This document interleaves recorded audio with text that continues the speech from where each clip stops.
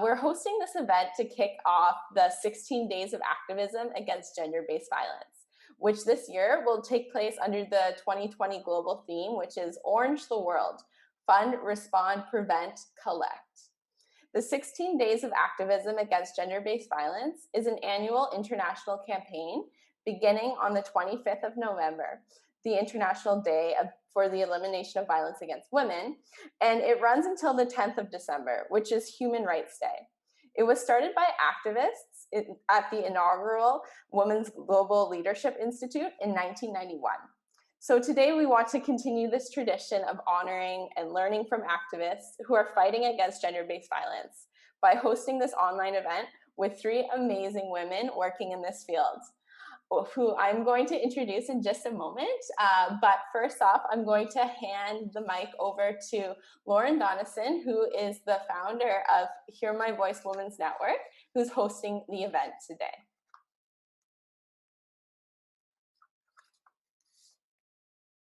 Oh, hi, Evelyn. Thank you so much. And it's so wonderful to see so many of you here today for this event. I know that I see some familiar faces and familiar names, but I'm just going to give a little bit of an introduction about what Hear My Voice Women's Network is and what we do. So we're an online platform that provides a safe space for women to build up their knowledge, skills, and confidence, to discuss and share their experiences and challenges related to gender discrimination and inequality at both a local and global level. We do this through several different initiatives. One of them is our Women's Empowerment Program, which 2 of our panelists today are actually graduates of. This program brings together women over a period of 8 weeks from different countries and different backgrounds to discuss and learn from each other about women's issues that affect us from all those different parts of the world. In addition to that, we run monthly networking meetings, again, where we bring women together to create a safe space to discuss, discussing relative issues that are very common in the news in that time. And finally, we also hold monthly events like today. So we try to host different events every month where we bring experts or like today, we have some wonderful, passionate feminists who are activists together to share their knowledge and experiences so that we can learn from them and also ask questions to them. So we're really honored to be hosting this panel discussion.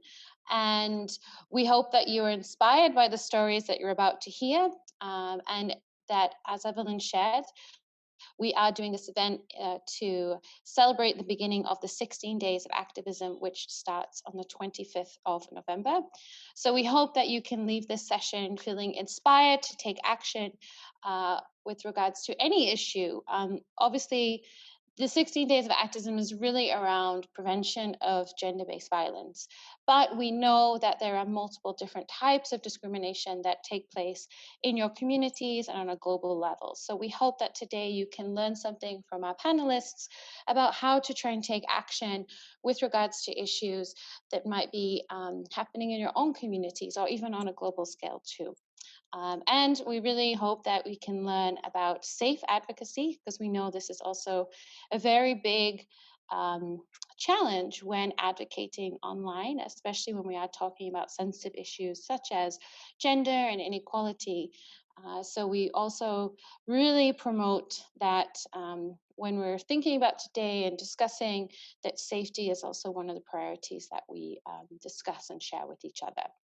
So thank you again for coming. And if you do want to share, if you do want to learn anything else about Hear My Voice, I will be sharing our website. And as most of you have probably been there to sign up, but I'll share it so you can take a look at our other work. So thank you so much, Evelyn, for the floor. Thank you, Lauren, so much for your introduction. And without further ado, I'm excited to give a quick introduction for each of our amazing panelists today. Our first panelist is Nandar. Nandar is a feminist advocate, a podcaster, and a storyteller, and is recognized as one of the most powerful feminist thinkers in Myanmar. She is one of the leading organizers and directors of the Vagina Monologues, play in Myanmar and is the founder of Purple Feminist Group, which informs the public community on menstruation, gender equity, and feminism. Thank you, Nandar, for joining us today. Our second panelist today is Libby Ndambo. She is a Kenyan musician who shares about her love for God, people, her country, and what she does through her art. She is a singer, songwriter, actor, voiceover artist, and music teacher. In addition to performing, Libby is a digital strategy consultant with a background in electron media. Her debut single, Rise Again, was released in 2019 and was a part of an online anti-rape campaign. Thank you, Libby, for joining us today. And we also have as our panelist, Yunika Bajracharya. She is a feminist and a computer engineering student from Nepal.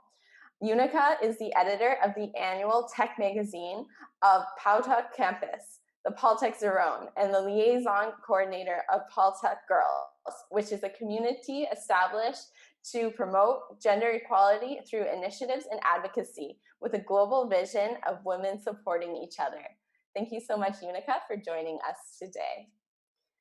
So to get started, I would like to give each of our panelists a chance to introduce themselves more. So Yunika, would you mind sharing your experience and giving a little bit more information about yourself and the work that you do? Thank you so much, Evelyn, for the introduction.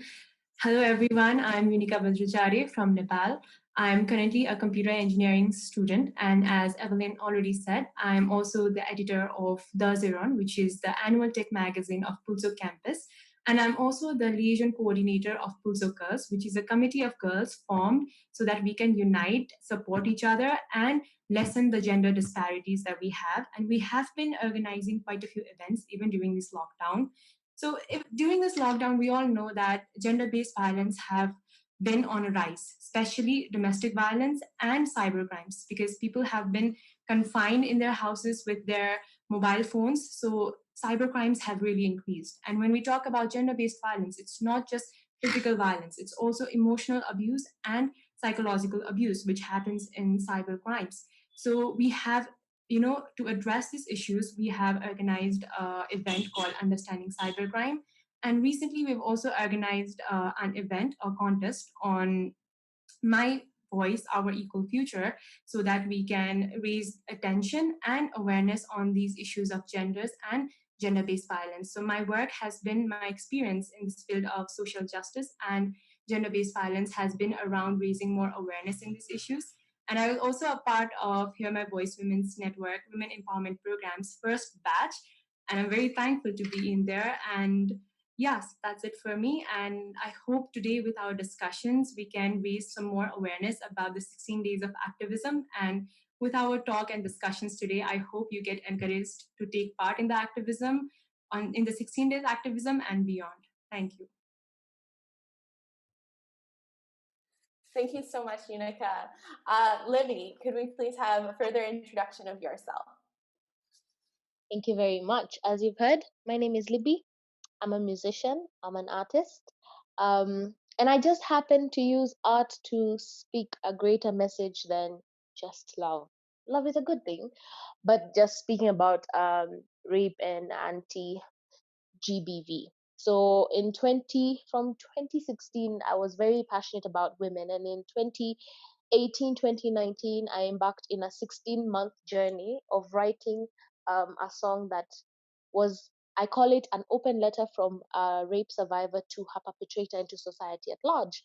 And so I called the campaign Rise Again, and it was centered on the song.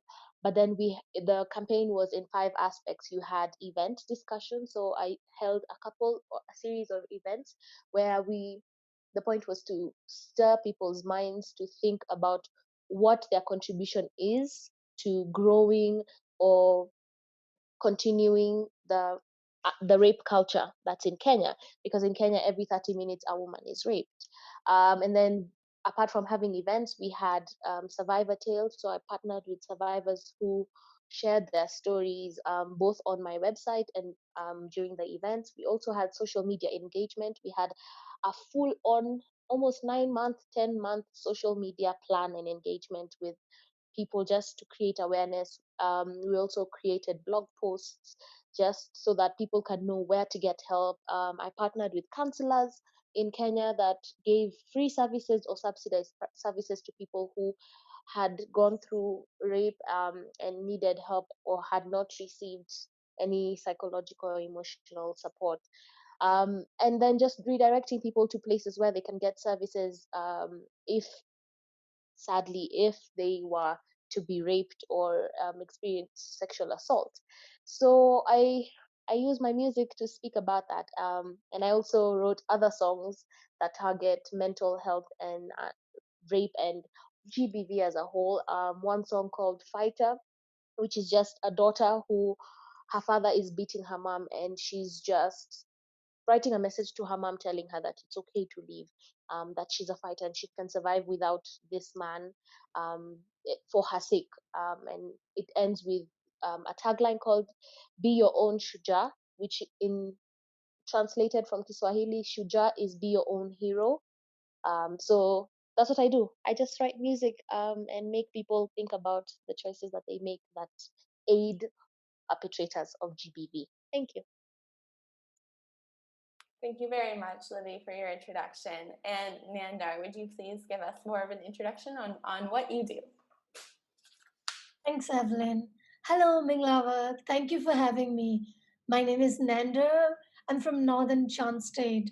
I started off this journey from being a teacher. I was a teacher for almost 6 years. Then I translated Adichie's essays book, We Should All Be Feminist, into Myanmar language while I was also teaching in the village. Since the book was published, I was known as a feminist. Professionally, up until that point, I would just call myself a translator because that's what I was doing to earn money, translating and interpreting. This is not to say that I don't define myself as a I didn't define myself as a feminist back then because I did. Both me and my family knew I was one since I was very, very young and rebellious and questioning about gender roles within the household. But since 2018, when I started the Vagina Monologues play with my friends and Purple Feminist group, I am officially and unapologetically a feminist. That's who I am. Thank you so much, Nandar, for sharing your experience and your journey to really owning the feminism in your work. And with that, I would like to transition into our next question about perhaps could you share some of the challenges that you face and techniques maybe you've employed to overcome challenges with working as a feminist activist? Nandar, perhaps I can start with you for this question.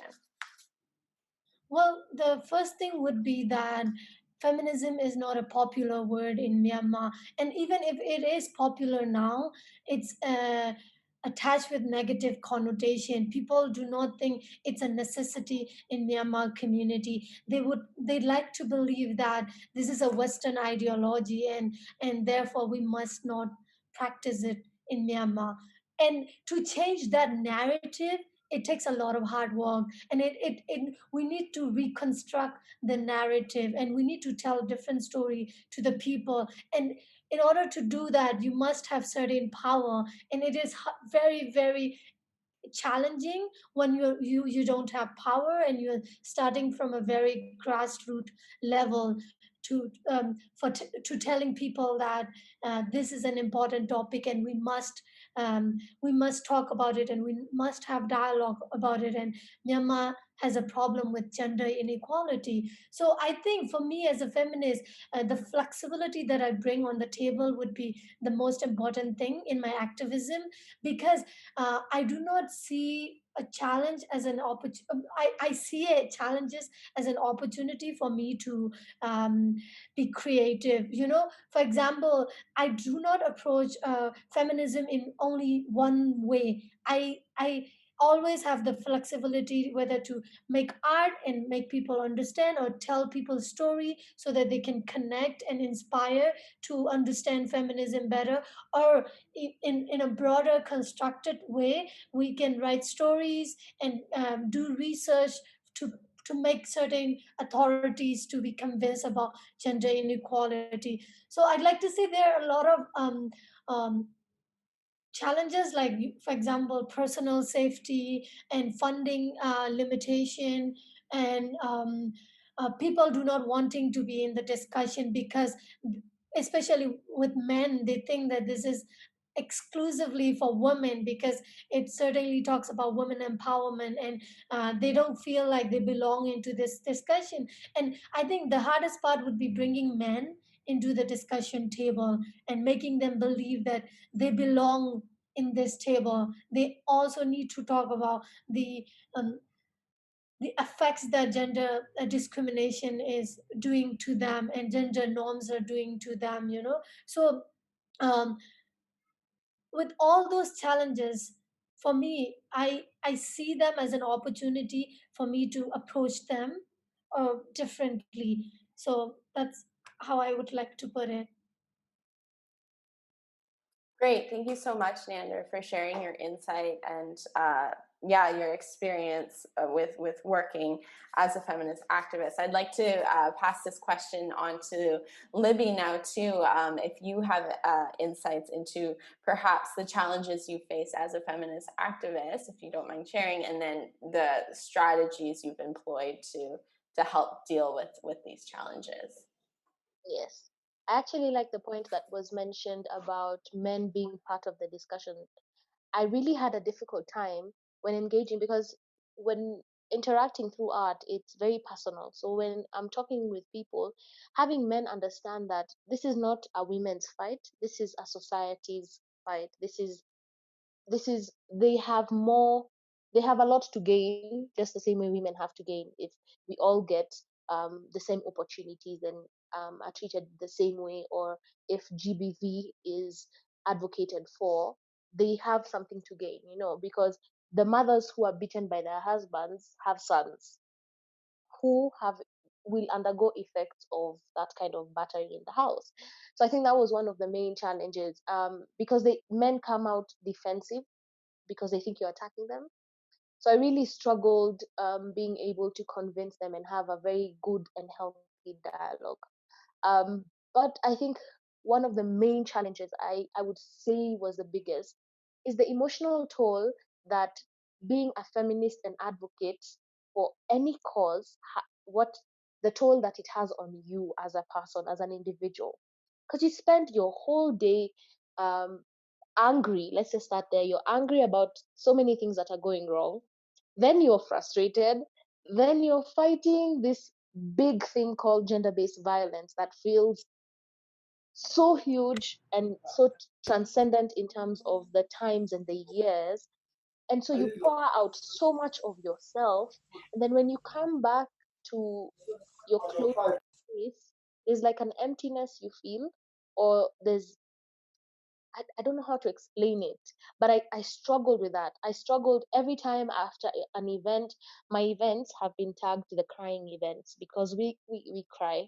All my songs, I rarely write happy songs. So we'll cry and we'll sing a song about rape, and we'll sing a song about a father beating the mother. We'll sing a song about mental health that was triggered through childhood abuse. So after that, I've cried so much, I've poured out so much. How then do I refill my cup so that I can continue? How then do I continue the momentum, um, emotional momentum, if I could call it that? I think what really, really helped me since 2018, when I began this journey full on, is having people by my side who are carrying the burdens for me, the ones that I don't even know exist. So then I'll have a friend after an event. At the time, I was not married. So after the event, they would stay with me. They would talk with me. They would let me pour out and cry for nothing.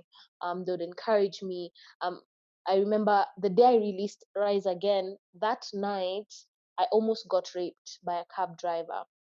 And it was just my friend's support that got me through that, because the following day I needed to make an appearance, and then on Monday till Friday I had it happened on a Friday, so Monday till the next week, Monday till Friday, I had appearances on media, and I had to go in front of people and talk about this thing because it's beyond me, and I couldn't talk on screen about what had happened to me, because then it would become about me.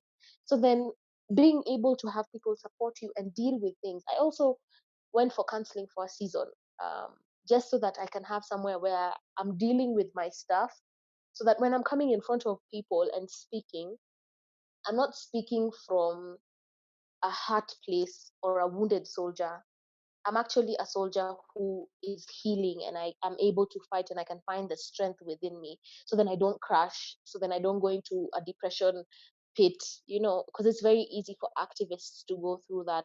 If you look at Nina Simone, when she joined the Black Lives Matter movement back then, Nina Simone went through a very bad mental breakdown phase because she didn't have a proper support system. So she got into drugs. She ended up quitting her music. She ended up quitting the movement. It became just too much. So I think for me, that was the biggest challenge. And the solution for me was just being able to put things in place that take care of my mental health and my emotional space. Yes. Thank you so much, Libby, for sharing and for your openness and candidness when discussing these challenges. I think that's really important, and I'm actually going to circle back to the emotional toll of this work in just a moment. But first, I'd like to ask Yunika the same question. If you wouldn't mind sharing maybe some of the challenges that you've faced as a feminist activist and the strategies or techniques you've put in place to overcome these challenges. Yeah, so I think I can really connect with what Nandar and Libby has said about men needing to be in the conversation, that we need more men in the conversation because this is not just women's issue. And I really, I think agree with Nandar's point about feminism being misunderstood by many people. So feminism is just about wanting all rights and opportunities, equal rights and opportunities for all genders. And why do we use the word feminism is because females and women are those who are not getting those opportunities. So to highlight that and to emphasize that, we use the word feminism. So it's basically the basic concept is just this, and you can just make your own definitions, but the concept is this. So I think this is such an important thing that we need to clear out about feminism, and I really agree with Nandar. And yeah, Libby said so many points about so many strong struggles and challenges that she has faced, and I think it's really important to take care of your personal well-being, because if you are not you know if you are not in a good condition, or if you're not at your best, then how can you advocate for it, right? So also taking care of yourself is a big way to overcome the challenges, and having a good support system, obviously. But a challenge that I face here in my country, in my society, is that the biggest challenge that I face is changing the mindsets of people and the beliefs, which have been so deep rooted, but they are actually very stereotypical, typical, and wrong beliefs. For instance, I would like to bring the challenge of menstruation, because in our country we have menstruation taboos. It's in during menstruation, women are considered to be impure, and we have certain restrictions for women during menstruation. And I think these are really wrong types of beliefs and practices, but it's been practiced around me everywhere. And this is a big gender-based violence in many rural areas of our country, in the marginalized communities. It's a big violence because women are isolated from their home and have to remain isolated. So it's a big challenge that to solve these big issues of violence, first we need to clear the mindset, and we need to correct our mindset and perspective on these issues. So this is a big challenge that I face. Even at my home itself, I have difficulty in making my grandmother understand that menstruation is a complete natural process and we are not impure, so there is no need for restrictions. But it's really hard, because I would not blame her as well, because all her life she has listened to this and practiced this. So it's not her fault entirely, because she has never known that it is wrong. So I think what is necessary at this point is that we really clear out the misconceptions and really set good beliefs, and question the social norms that are incorrect or wrong, because there are so many norms which may be wrong. So I think be bold enough to question those norms, That is what I would say. And the way I tackle with this situation is, first of all, not by following those restrictions myself and suggesting others around me to not do the same, not follow the restrictions. And along with that, having more conversations in these topics. I have Right now I have been able to talk this openly about these topics is because one of the reasons is because my family, my parents are so open to discussions. So in our families, if we can create such open environment for discussions, then and we can have more conversations around this topic, then I think the mindset can be, can be better slowly and slowly. And I think this is the way to go, having more conversation and spreading more awareness regarding these issues. So yeah, that's the challenge I face, and that is how I tackle them. Great, thank you so much, Yunika, for sharing, some of the strategies of that you've been employing for these challenges. And thank you for all of our panelists. I want to get back to that emotional toll of this work that Libby had mentioned, and Yunika, you had talked about as well. Libby, you already mentioned a lot of really good techniques that you use to help with this work, but when working in activism, especially in gender-based violence, it is a really high emotional toll, and we see burnout in this field that can be quite high. And I was just wondering if our panelists have any advice for the participants watching on how to keep going, or how to also be mindful of our own limitations and not push ourselves too far in this work. So I think I will pass it over to Yunika, if you wouldn't mind sharing on this topic. Yeah, thank you, Evelyn. Yeah, I think this work is challenging, and we can face through such situations a lot. So what I would say is that this is challenging, first of all. When we're working towards this field of gender-based violence and women's rights, then we talk with the victims, and we talk with different people, and we get to know about their experiences and what they had to go through, their stories. And these stories are generally not easy to hear because they are very sad and depressing, and they're really heartbreaking. So it's not easy at all. So there can be an emotional burden or burnout that we face. And also, it seems like in spite of so many work that has been done by women and men all around the world to solve this issue, even though these works have been taking place, the result is not seen. Still in the news, we hear that there are so many crimes and violences happening, and still we hear about such things on a daily basis. So it can be really hard emotionally, mentally, and really physically. Every way it can be hard. So I think a way to deal with it, and what I do is take some certain time off from these things and set some relaxations time, maybe meditating, exercising. And there can be negative people also who can really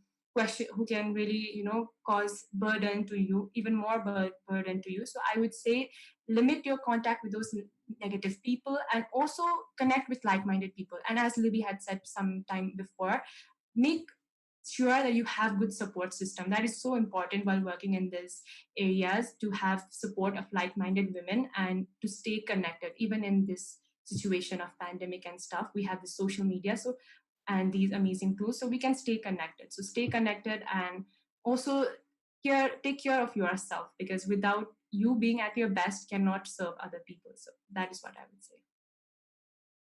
Great, thank you so much, Yunika. Nandar, I'd love to hand this question over to you. Thanks. You know what they say, sometimes the advice you give to other people is the advice you need to follow. So this is essentially me giving myself advices. I think there are three things that I would really like people to think when they are beginning their activist journey. One is to be kind to yourself. When you're an activist like me, you probably started because of the injustices around your family or community. And it's so easy to be extremely angry about misogyny, sexism, and discrimination that you see around you. However, you must know that you can't afford to be angry all the time, because you deserve to rest and sleep and be away from those things that are not making you restful. So be kind to yourself and give space to yourself away from your work. And sometimes it's okay not to react immediately. And it's okay to take time to think and then respond or not respond as at all. And the second thing would be have a focus. I say this with the most humane way possible. As one person, there's no way you can solve all the problems in the world. But what you can do is focus on one very thing that is close to your heart, that you're most passionate about, and stick with it and work on it with all your heart. That way, you can also minimize your burnout and compassion fatigue. And thirdly, have an income. You need to be self-sufficient in order to help bettering the world. If your activist work provides you financial support, that's great. If not, please consider having side hustle where you can earn money and sustain yourself. Especially in this era that we are living, I encourage young people to have more than one job to expand your mind and possibility. So that's my advice. Great. Thank you so much, Nandar, for that helpful advice and strategies for working within a field that has such a high emotional toll. And Libby, I know that you had already talked about this earlier. So is there anything you'd want to add before we continue on to our next question? I think it's important. Activists tend to think that they can go on overdrive constantly and you can do this forever. And I think of a car. You have to refuel a car. Even if I put full tank, it's just going to run out at some point and I need to refuel it. There are times you need to just leave your car to cool down. There's times you need to take your car for servicing. It's the same with our bodies. You're not a machine, so you need to rest. You need to take some time off. I strongly, I always advise people, and I strongly believe that if you take some time to yourself, you rejuvenate and even find better ideas of how to deal and tackle with issues. So, for example, when I did the Rise Again campaign, I did it all the way to 2019, the end of the year, and then got into a partnership, did all the way to April. And then when COVID hit, because I'm a musician, it hit with just so many other things. So I decided for this whole year, I'm not going to do any activism full on. What I'm going to do is I'm going to learn, because even activists need to learn. You need to grow in knowledge. You need to understand different ways people engage in activism, the different ways or tools you could use. So take the time when you're learning to rejuvenate and to strengthen and to re-strategize. You need it because the world needs you to be okay. So I think it's important that we take a step back at times and just reassess, am I okay? Is the project I'm doing okay? Are the people I'm working with or are working for me, are they okay? And I like what I think Nanda said about you don't have to respond or react to people's opinions. And I learned that the hard way because at some point I attacked religious bodies because a lot of rape occurs and sexual assault occurs within religious spaces. And I remember I got so much attack and response from people from church. And I understand where they're coming from. But then at the time, I just reacted and I reacted and I got so overwhelmed because they came on full on and I didn't get anything done. I didn't accomplish anything because all we did is just go back and forth and no one was understanding and listening to each other. So I think sometimes you just need to take a step back, let them pour themselves out. Because then even when you're listening, you can understand where they're coming from and understand below whatever they're saying, deep rooted, these are the issues that need to be dealt with. So take some time. Honestly, take some time. The world won't end just because you slept 2 extra hours. The world will end, or US won't stop functioning, or I don't know. The world won't end if you just take a damn break just to be okay, because we need you to be okay. Yeah. Thank you so much, Libby, and to all of our panelists, and giving some really amazing practical advice for when you're in the field. It's really great to kind of look at this from a step back and hear you say it in such plain terms, because it's important to keep in mind. But when you're in it, we all know it can be hard to have that second thought that's bringing clarity to the situation. Again, thank you all for sharing the important tips about securing your emotional health when working in this area. I do also want to ask, though, if there are any additional tips that you would give to women working in this area, how to stay physically safe as well, be it online or in person when working as a feminist activist. And Nandar, I'll pass this over to you first. Well, normally I would answer to this question with, and I don't know, because that's the truth. But lately I've been quite alarmed about this. Sometimes being an activist means letting go of some people in your life. It can be your family, friends, and colleagues because they do not ally with your value, and and that can sometimes imply choosing and choosing enemy. And I think I've been quite alarmed by it since I did the vagina monologue, because it was quite a radical thing for the Myanmar public, and there were so many people who supported it and who were extremely helpful during the process. But meanwhile, I also, without realizing, developed people who are against it, and against me. And it was very hard for me because I was almost in every TV news channel, and it was I think my body was reacting. And every time I go outside, there was this part of me, mm, sixth sense of mine would tell me that something is gonna happen, and someone is gonna, I don't know, stab me or something like that. And I think right now, I wanna sound very wise and tell to my younger self that the road to equality is bumpy, but I think we need to set priorities and make choices that are best for us. And I think knowing that without you in this world, you can't make a difference.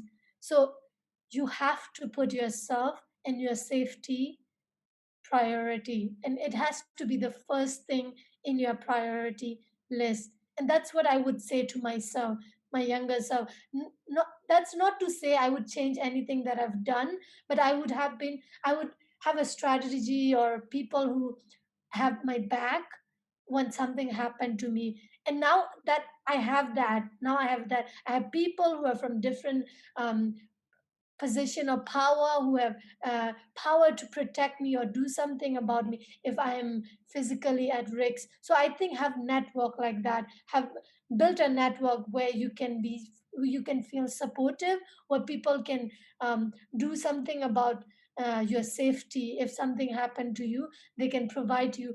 It can be financial support, it can be mm, physical support, such as like giving their house to for you to hide sometime, and that sort of thing. So I think overall underlying thing I would really like people, young activists, to know on how to stay safe would be, please know your priority, set your priority, and put yourself as a first thing when you're doing something, um, because it's really important. If you're not in this world, you can't make difference. Thank you so much, Nandar. And I think that is such great advice for everyone on the call. So thank you for sharing that.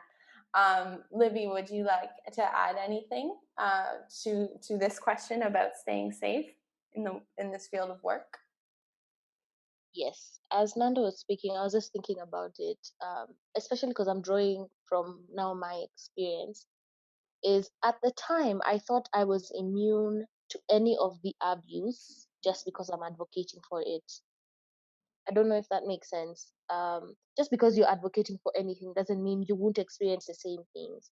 And then when you do, please know that it's not your fault, even though you're advocating for it. Because I think there's this assumption that we're supposed to, in Swahili, they say ukorada.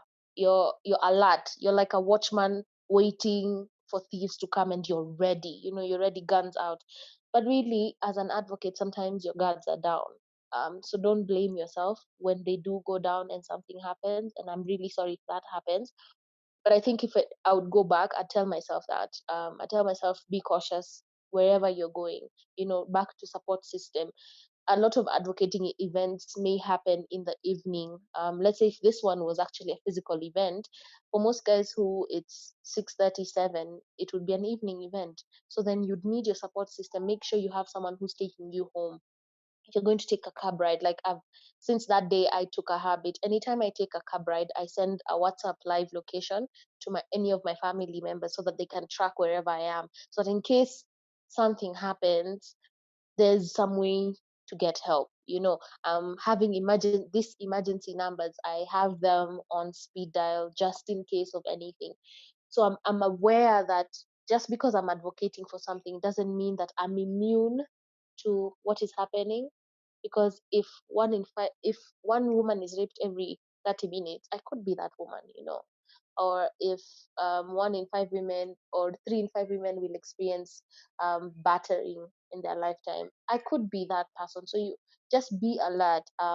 Make sure you have a support system that understands the work that you do and that they protect you.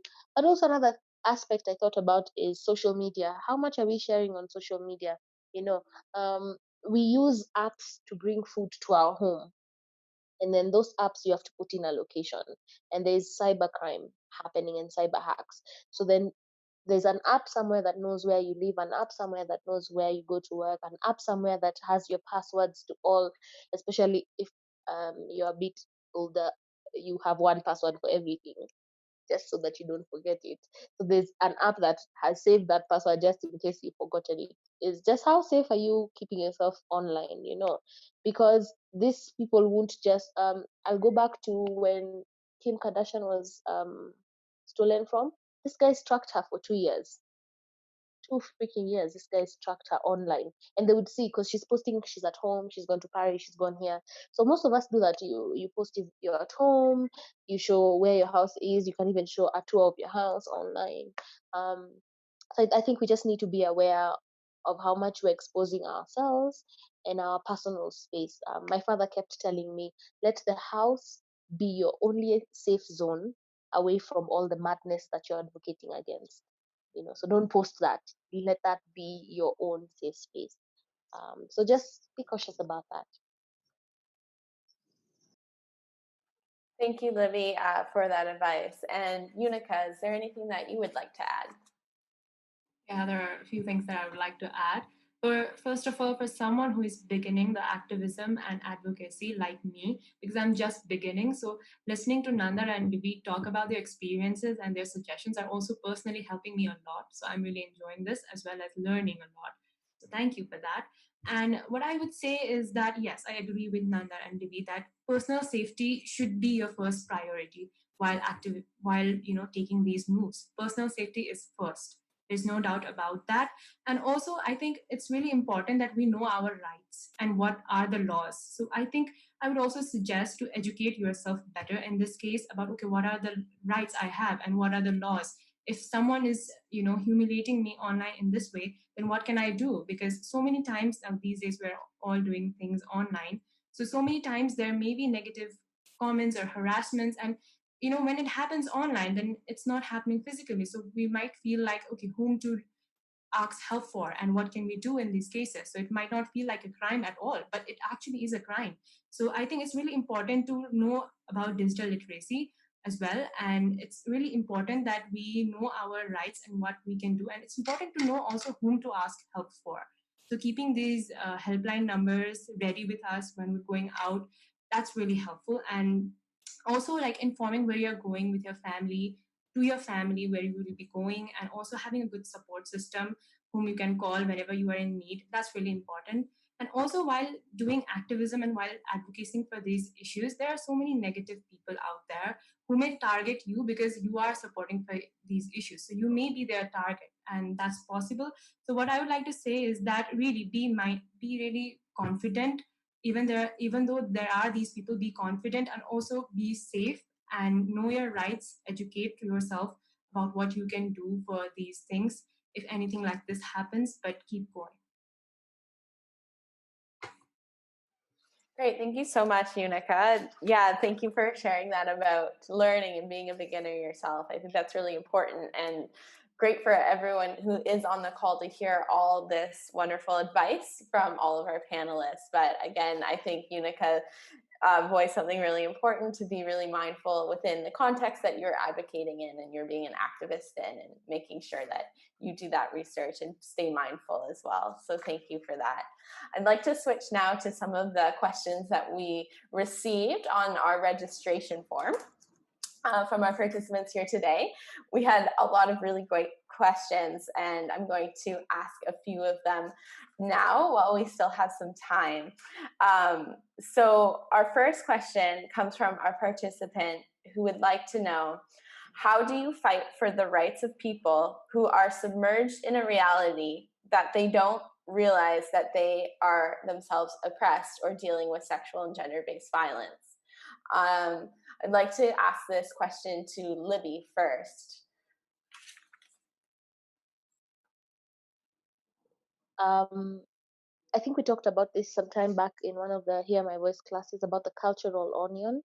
So when you think about an onion, there's like the top peel that's normally like the scaly one that's like really dry, and then you go to the meaty one, and then when you go to the like the smallest one, it's like a tiny thing, yeah. So that small thing, think about it like the core of who people are, and that those are like the cultural practices, those deep ingrained things. It's very difficult to tackle from the outside. Let's say these are behaviors, so these people are acting like gender-based violence doesn't exist, and then at the core of it is something much deeper. So I think it's always easier to start from understanding where are they coming from, like go deep, peel the onion, understand how did they grow up, because I had this discussion again with my father. My father was born in a military family, and so for them, being aggressive was okay, and not saying I love you and not being emotionally present was okay. And I had this discussion with him. I wanted to understand, when I tell him I love you, he fumbles, like he's not okay. Like it's like a big thing. But to him, where he grew up, that was not normal. So I had to understand that he's coming from a family that was army like. His father was really, he was a lieutenant colonel. He was rigid and he was strong and he was firm. You understand? So even for those people who are not accepting that they're in that space, understand, did they grow up in an abusive family? Because if someone grew up in an abusive family, that could be their reality. If you haven't experienced pure love, you don't know what love is. So when someone tells you they love you and they steal from you, and that is your reality, that's okay. So I think it's very important that you understand the people who you're addressing, what informs or what history informs their current practices. I would put it like that. And then from there, you can understand how to shape the message in a way that they can understand. Remember, when you're an activist, you don't speak so that you don't speak with words that you understand. You speak the way the audience understands. You speak in their language. You shape the message for them, so that if I go to Myanmar right now, I'll have to go to Lauren and ask, so how do Myanmar people speak? How do they act? How do they, when I go to Nepal, I'll do the same. If I go to Pakistan, I have to understand, how do these people act and speak, and what do they believe in, and then shape that message for them. So it may take a while. This is not a one pill solution. This is more like a lifetime kind of contribution. Think about it like a big puzzle, and all you need to do is fit into your space, and then someone else will carry your work. So take your time to understand your people, and then take them through the journey of transformation. I think I've answered the question. Yes, you have, Libby, and thank you so much for your insight. And I love the cultural onion analogy. I think that is so great and very useful. So thank you very much for sharing. Yunika, would you like to address this question of fighting for the rights of people who may not realize that there is sexual and gender-based violence occurring, or that there is a form of oppression? Yes, Lauren, Evelyn, sorry. I would like to say something in this. And that's, these cases are really possible that you are suffering from a gender-based violence.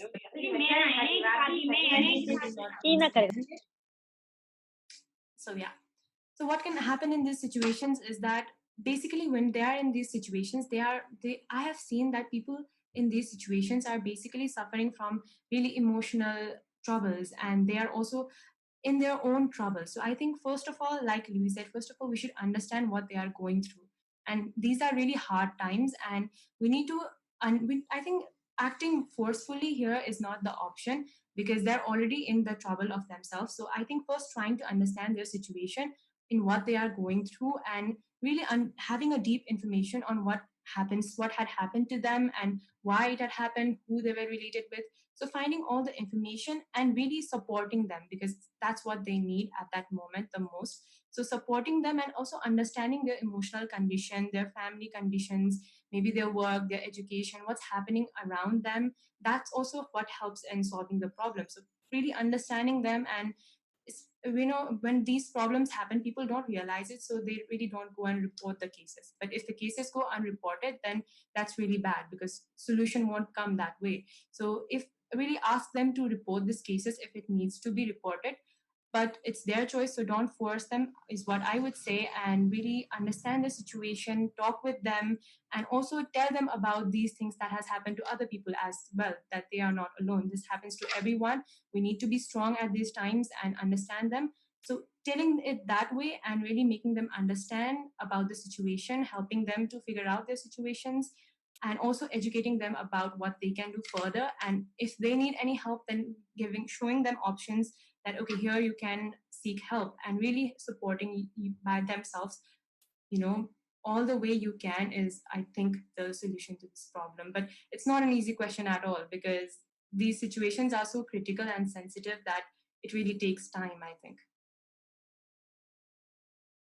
Thank you so much, Yunika, for your response. And yes, this is a very loaded question, so I'm really appreciating the responses that you are sharing. Nandar, I would like to pass this question on to you for your insight. I would share the three ways that I've been doing that. And the first one would be the practical example that we are doing right now. It's having dialogue about it. Sometimes people who are going through that may not realize what they have been going through, is because uh, they're not familiar with the terms. Like, and they are not used to engage in this kind of dialogue. So I think having this kind of dialogues more often help reaching out to those people, just by like, and it also can educate them on what is violence, what is gender, and what is sexual and gender based violence. So I think having dialogues is very, very important. And dialogue just do not have to always be in this conversational format. It can be through a play, or through song, and through poetry, in so many different ways. So I think having that platform, or creating that kind of platform to reach out to those group of people, is one way to do it. And the other way is something that I in professionally do, is promoting feminist literature. Because when I was translating Why We Should All Be Feminist book, I realized that there's a quite a limitation on feminist literature in our local language. And I find it very important to make women and girls story heard. So we started collecting stories of young girls and boys, on how gender norms are affecting them. We now run like writing competition quarterly on different topics, and we have received so many stories across Myanmar. And some of the stories are that even we didn't know exist. A girl told her story about how her family um, officially register her as a boy in school, and she was so confused for a long period about her gender. And up until she got her menstruation, that's when she realized her body was starting to change, and her body was becoming a female body. And she went to her family and asked why everyone call her as a boy name, and her name is registered as a boy in the school. And that's when her mother told her that she did it for a personal reason, which was because her father wanted a boy. these are the story that we would never ever heard or make it public story to encourage more people to tell their stories and to create platform for people like them. And I think that girl would not be able to tell her story on a stage or in a panel discussion, but she was comfortable enough to write about it in a storytelling format way. So I think storytelling is also a window for people to open up about their struggle and their journey, and that way they can inspire each other and learn from each other. And the final one would be it was something I think Libby said as well. Oh, actually, workshop. I run a lot of workshop, and I think one of the most useful thing that I find in a workshop is sharing case study. Asking people to read case study and asking them to reflect, and that's when they share their opinions reflect their family background, who they are, what they have gone through, etc., etc. And that way you can hear their voice. I think listening to people um, experiences and story is the first step of helping people. So I think these are the three ways that I've been doing, and I find it most effective as well. Thank you, Nandar, for sharing those 3 ways and sharing about the initiative too. It sounds really like an interesting project for the writings that you're receiving. So thanks for sharing your experience on that.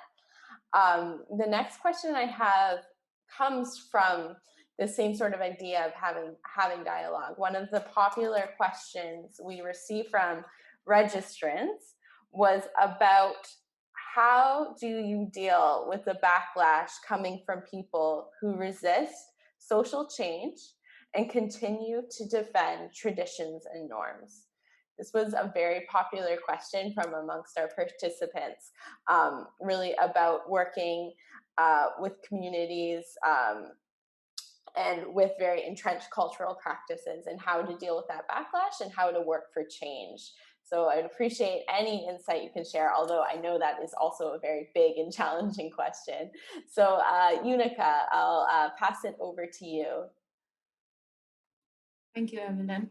Yeah, I think this is a really big problem, that there are cultural norms, and then that the traditions which have been going on from so long, and they have so deep rooted that any new ideas and any new changes seem to be really unacceptable by those people who really believe on these ideas. And these norms are also many times also related with cultural beliefs and religions, so it really becomes hard to change them. And there are so many people who backlash the ideas and about our rights, so it's really difficult to protest about our rights in these situations, because there are so many people who oppose you, and so many people really around you, actually.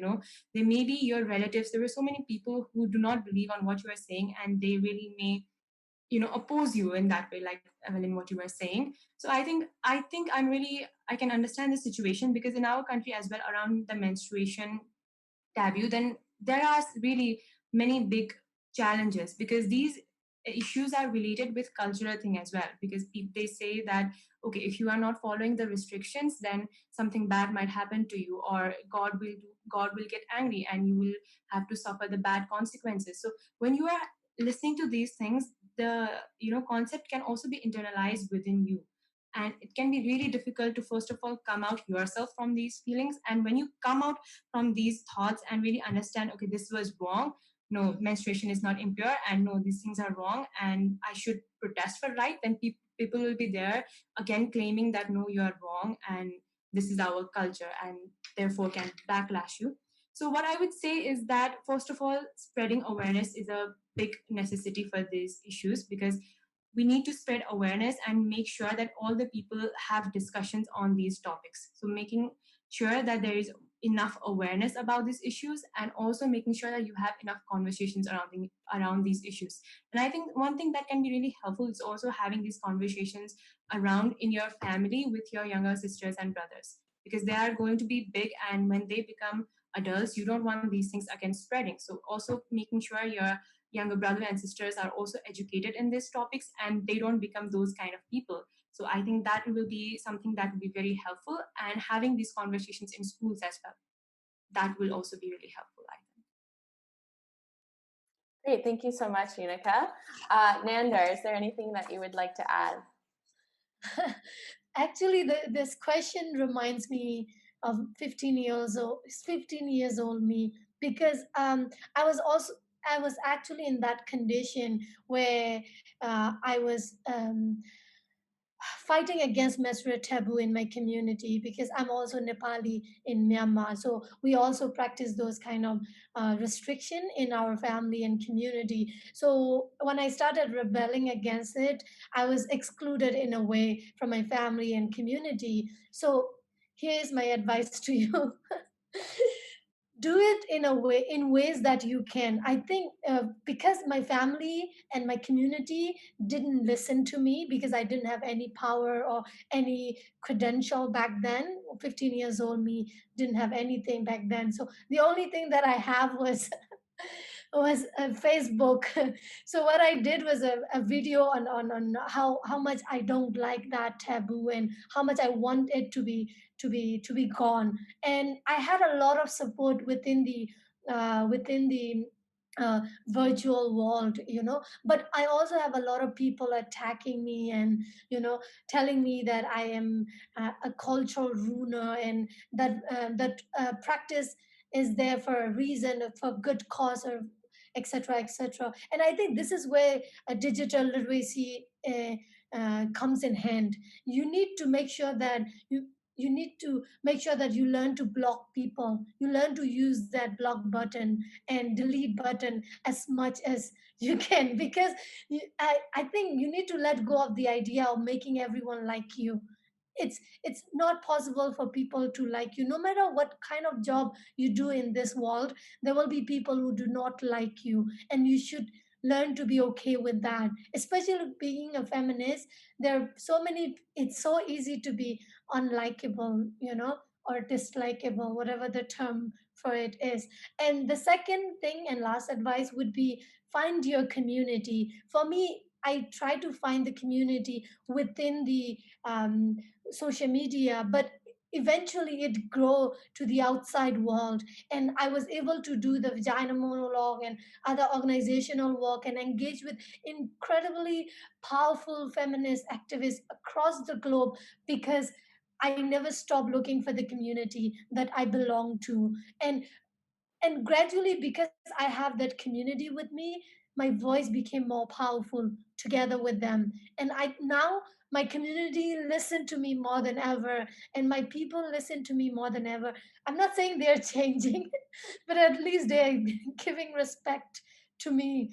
I'm very amused by their changes, but it's true that at least they're now willing to listen to what I have to say, and are not um, following the restriction without thinking. They're becoming more critical than mm, I first met. So I think that's important. Find your community and do it in ways that you can, and do it with what you have.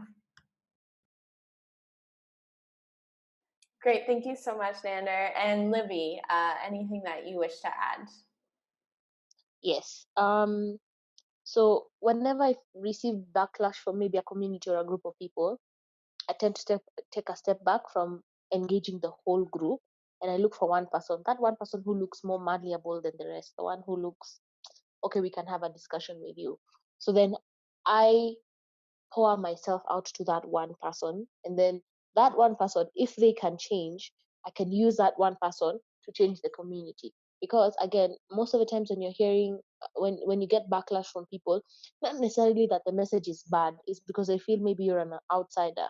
And it could be you're an outsider, for example, if you come from a community where people are not that educated, women are not that educated, you're an outsider if you're very educated, so they feel like you're different from us. So instead of you going and now telling them, oh, I've learned this, in the education system, you people need to be learned, instead of doing that, is get one person, share your ideas with them, engage with them, answer all their questions. That one person who is part of the community, quote unquote, is the one who will change their mindsets. So I find that a very good approach whenever I approach like groups of people. I don't necessarily always stay stuck on attacking the group. I look for one person who will pass the message. Now, the challenge with that also is the message could be watered down when it's being communicated to the group. So then you have to also be there at least to help and guide the person you recruited. If I can put it, recruited it sounds like we have a cult, but yeah, the person you've recruited for your cause. The other thing I think I wrote down is in one ear and then out the other ear. Backlash sometimes can be ugly, very ugly, and they don't necessarily. So here's what people tend to do: they don't attack the issue; they attack you as a person. So then that deals with your self-esteem. So you need to be very careful what you're allowing in to soak and marinate in your mind, because that could be the one thing that helps you fall off the cliff into depression and feeling like you're not useful in the work that you're doing, or because I'm receiving so much backlash and there's no transformation, I'm doing nothing. You're actually doing something. All you need to do is plant a seed. Someone else will water, someone else will come and put manure, someone else will come and prune the tree. All you need to do is just plant the seed. So whenever you receive backlash, in one ear, out the other ear. Remember, they're not attacking you. They're not supposed to attack you. So don't take it personally. Like really, they're just being defensive. And I think that's what I thought about. Thank you so much, Libby. And thank you again, everyone, for your responses to this very difficult question. I really appreciate each of the tips that you mentioned and the experiences that you shared. Our next question, to go a bit more on a positive note, I would like to ask each of our panelists maybe what inspires you to keep going. Is there a personal success story from your work or a feeling that you get from doing this work that really helps you to continue in this field of being a feminist activist? And I'd like to hand it over to Libby first. I feel like I'm going to cry because when that the thought of it just triggered something, and I'm like, not today, tears, not today. But every single time someone comes to me and says, what you've done or the work you're doing is helping me, and they share their personal story, man, that hits somewhere in my heart. You know, the core of your heart, where the like it hits somewhere, and that is like me being on overdrive now. It's like the push that I need. And I remember one of the most significant feedback I got was I had gone the Kenya was launching the rape app where you can report any if you are raped or if there's a sexual assault and get help immediately.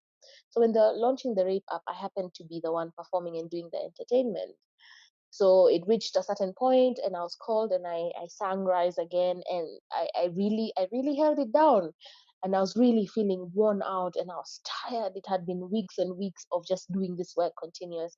And please note, I still work a part-time job, an 8 to 1 p.m. job that I was doing at the same time when I'm doing that. And I was doing a musical at the same time. So I was really exhausted. And so when we're sitting down, I'm carrying my speakers because I need to take them to the store and then go to the office because the event was early in the morning. A lady came up to me. She was from one of the slum areas in Kenya, and she just poured herself out and she cried and she hugged me and she told me how exactly what I said in the song was exactly what happened to her. And for the first time, she felt like someone understood what she was going through. Man, that was it. I cried. I cried uselessly the whole day. I was in the office just crying because I was just like, who am I to be worthy of being able to support someone in such a big magnitude, you know? And to understand, I hope you understand that when you're doing anything to do with social justice, you are touching people's lives. You are fighting or being the strength of those who cannot be strong. You are standing up for those who can't stand up, you know? You are everything someone needs in their time of trouble. That's such a profound gift that you have. So I hope you always remember that the work that you're doing is not in vain, even if it's one person. Can you imagine one person is changed because of the work that you're doing? I think that for me is everything. Thank you so much, Libby, for sharing that personal experience with us. And it's just really nice to hear these positive stories after we're talking so much about some challenges we face. I'd like to ask Nandar the same question. If there's a reason or a feeling for you to keep working in this field of feminist activism. Actually, the main reason that I started my feminist journey is because the unjust around me, because of the injustice around me. And but I think to share a more positive and fun story, it would be I feel the need to keep doing, very much like Libby said, there are people who are touched by you, inspired by what you do and what you have sacrificed. And when you see people believing in what you do, it forces you to in a good way, keep doing it, because there are people who are changing and there are people who are coming along with you. But to share a very personal note, I think the one time that I felt like I was very successful spiritually or personal, to a personal level, it would be when my mom's in one evening when we just finished our dinner, she told me that I became everything she wanted to be. And for my whole life, I thought that she was not supportive of what I do. I thought she was not proud of me because I was not a conventional woman that she always talked about, or she always was. And I thought I was not a good daughter. I always thought I didn't fit in and I never make her proud, etc., etc. But that evening changed everything. And I think I felt the proudest that time when my mother said that to me.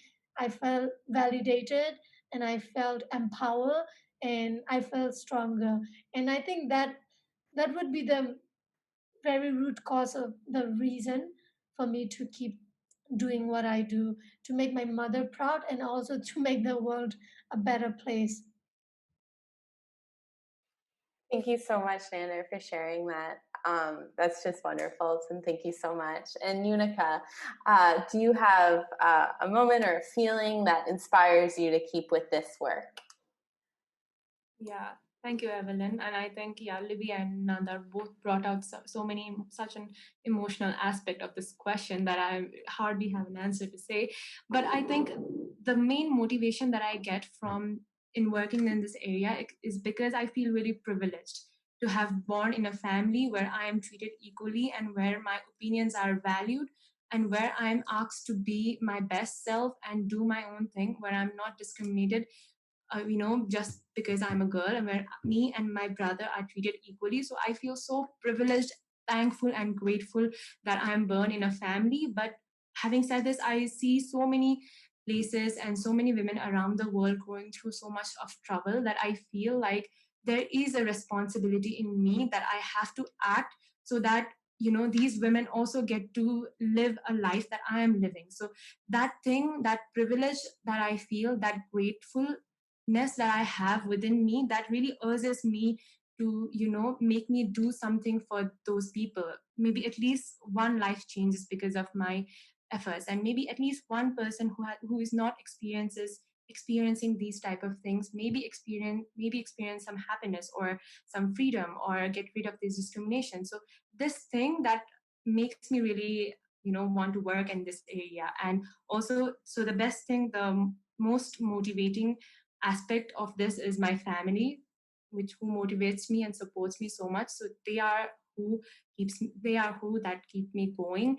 And also along with that, the so many feminist activists around the world who are working tirelessly to solve these issues, looking at their works, their advocacy and their words, listening to their words really motivates me to keep going in this field. And also I would like to bring out this thing that even through our monthly meeting of Hear My Voice monthly meetings. There are so many women around the world. They come together and they share about the works that they have been doing. Then that's so refreshing to hear. These works, there are sometimes these issues are really sad and heartbreaking, but yeah, the works they have been doing are so powerful, and this acts as a big source of strength to me to keep continuing in this work. So yeah. Well, thank you so much, Yunika, for sharing, and thank you all of you for sharing what inspires you to do this work. And I must say, for me, the work of all of you inspires me, and today has been so inspirational. I'm just looking at the time now, so as much as I would like to keep asking you all questions, I will just conclude with one final question, and that is just about what's in the future.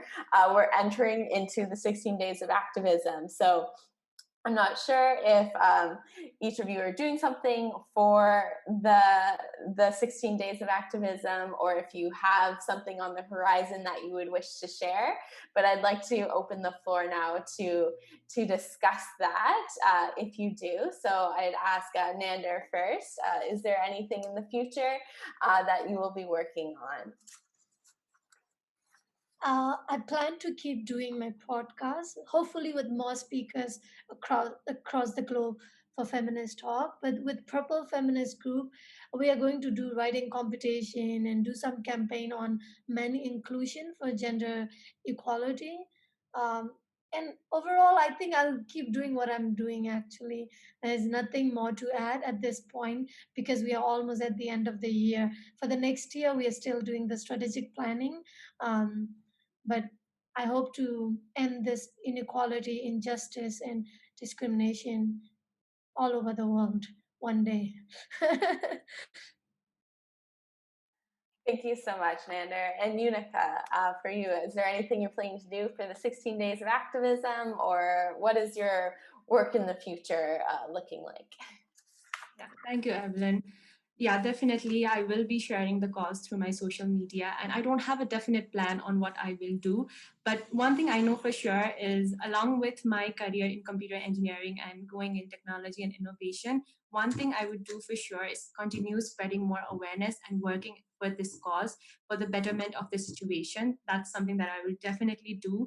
And also, what I will be keep on doing is that keep the environment in my family, and also I would like everyone to do is that these things that seem so big and the issues seem so vast and deep rooted that sometimes we get confused where to act on. So first of all, I would like to take this opportunity to say everyone that the first place to start is from yourself and from your home. So start from your home. Look up on the things that you do, look up on the things that you tell to your kids, and about the chores that you divide the chores of your home equally. So these are the small things that matter. So I would like to say that this will be the things that I would be doing in my activism journey and forever. So I would be bringing these changes and these betterments in my own home as well as my community. And along with that, what I'll be also doing is bringing more men and boys into this conversation, because as we already discussed earlier, this is not just women's issue, and we need everyone involved here. And I have had so many, male friends who also talk about these issues, and it's really refreshing to hear their ideas as well, because they have new perspectives and new things to say, and they really support to the cause and against the crime. So it's really nice when you see men supporting. So bring them into the conversation, and also while addressing women's issues, let's also redefine masculinity. If you have younger brother or anyone, let's redefine masculinity, because toxic masculinity creates the stereotypes around men that contributes to gender-based violence. So let's also share to men that it's all right if you show your emotions, your feelings, your vulnerabilities, and let's keep the message going forward. That's what I would like to say. Thank you so much, Yunika. And Libby, how about you? Are there any plans for 16 days of activism, or what can we expect to see from you in the future? For this, like I said, this year I am learning. So I am attending a ton of events this 16 days of activism. And the good thing about COVID made everything online. So I have access. Like I said, I'm in a season of learning and soaking up and rest. so that from January I am working on an album, and in the album I'm tackling gender-based violence and mental health in different aspects. So yes, so maybe 2021, the end of the year, there's going to be an album and a whole campaign around that. And maybe now the 16 days of activism from next year will have a whole campaign around it. But for now, I'ma just rest and enjoy learning from other women and men who are in the field. Yeah. Great, thank you. Well, I'll speak for every one of us here. We've all enjoyed learning from you, and this has been such an inspirational talk. So thank you so much to Libby, Yunika, and Nandar for being our panelists today and for all of your insights. You've shared so much knowledge with us, and it is just so appreciated. I encourage everyone on our call today to continue to check out the amazing work being done by our panelists and the work that they have already done. It's so important in the fight against gender-based violence, which is such a challenge in all of our respective countries. And it's nice to have this global conversation to learn about how we are dealing with it and how we are fighting against this pandemic that is going on across the world. So again, just thank you so much for your informative and inspirational insights today to each of our panelists. And we'd like to close today's session now with a call to action. This year's International Day for the Elimination of Violence Against Women, as we mentioned, begins on the 25th of November with the 16 days of activism carrying from that date until December 10th. There will be lots of events that are being held online during this time. This year's theme for the 16 days of activism does call on activists to continue to advocate for the funding of essential services for gender-based violence and for the response to the needs of survivors, including women's organizations, for the prevention of gender-based violence in all of its forms, and for the collection of data to improve the services and programs and policies that are in place to fight against gender-based violence, as well as to support the survivors of gender-based violence.